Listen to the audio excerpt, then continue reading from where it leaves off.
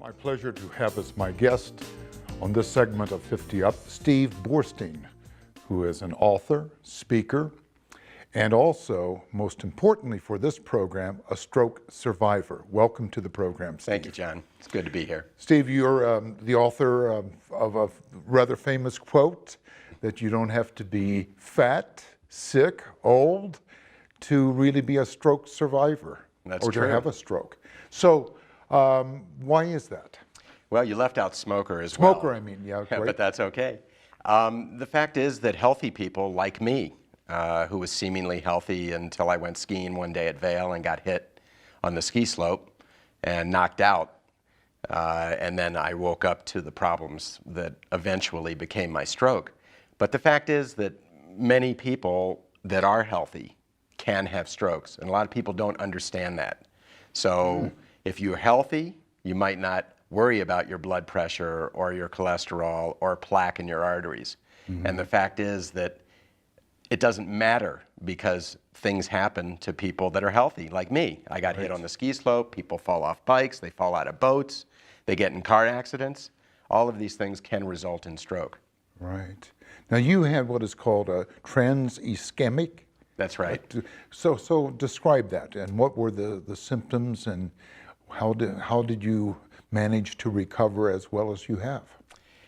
An ischemic stroke is usually associated with a clot, and the hemorrhagic stroke is the other side of that coin in general. And there are lots of other types of strokes, but it's generally hemorrhagic or ischemic. Hemorrhagic is like a bleed in your brain, where ischemic is a stroke that comes from a clot. Yes, I did have that type of stroke, and I actually was very healthy, and turned out that during the ski accident where I got hit at Vail, and I had a dislocated shoulder and cracked ribs and a concussion. What I didn't know was that I had a whiplash as well, and it took about 3 months for the carotid artery to show that it had a flap or a dissection that occurred from the jerk of being hit, and eventually formed a clot, narrowed the artery, and then I ended up having 5 TIAs, which are warning strokes, mini strokes. And if you're healthy, you generally don't get the message. What would be a few of the symptoms, Steve? In general, my symptoms were that my left arm was numb, and I had a pretty severe headache, quick and severe. But the fact is that the normal symptoms are face, arms, voice. And so if your face isn't drooping and you can still speak, and you can lift both arms, and you're not disoriented, then generally you think you don't have a stroke. But those are the symptoms that you normally see. Right. Now, you've said that you would not have exchanged that experience of having the stroke. That seems a rather strange statement. What do you mean by that? It does. Because, and I will say one of the reasons why that is a funny statement is that a lot of people that have had stroke said that they would trade it in for a heart attack or cancer any day, because stroke is the #1 disabler in this country and the #3 cause of death. But it's the disabling part that's really hard.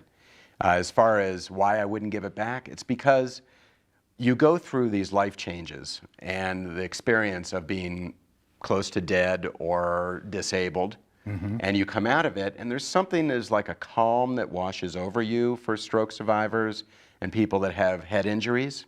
They're similar, TBI or stroke. And you meet a lot of people, you experience a lot of things, you have, in many cases, epiphanies and changes.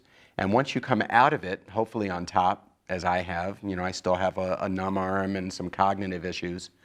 But honestly, I wouldn't trade it back, because it has brought me so many new experiences, and I've had the opportunity to meet so many interesting people. Just as a matter of curiosity, what's the survival rate for people who have, for example, the trans-ischemic attack? Is it a high percentage of survivors, or is it a high percentage of deaths? Well, about 80% of strokes are ischemic. So that's first. About 50% of those strokes are like mine, where one side of the body is paralyzed. Right. Okay. And as far as the fatality rate, I don't know the exact number, but a lot of people do die from stroke and from ischemic and hemorrhagic strokes. Right.